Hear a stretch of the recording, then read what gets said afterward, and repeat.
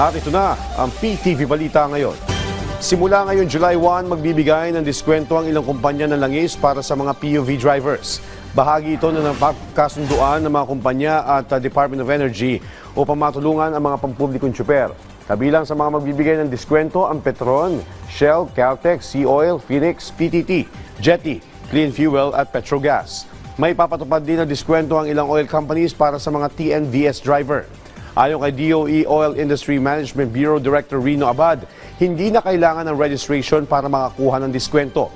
Mababatid ng una na naglaan ng pamahalaan ng pondo para sa fuel subsidy. Kasunod ito ng pagtaas ng presyo ng krudo sa international market dahil sa nangyaring tensyon sa Middle East. Sa ating lagay ng panahon, patuloy pa rin makakaranas ng pag-ulan ng ilang o malalaking bahagi ng bansa ngayong araw dahil sa low pressure area at habagat.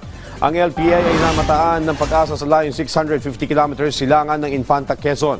Dahil sa trough ng LPA, may mga pag-ulan sa Bicol Region, Isabela, Quirino, Aurora at Quezon.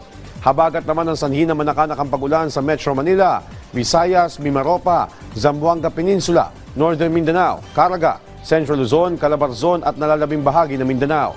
Magiging maulap naman hanggang sa maulap ang papawirin na may kalat-kalat na pag-ulan na mararanasan sa nalalabing bahagi ng Luzon dahil sa localized thunderstorm.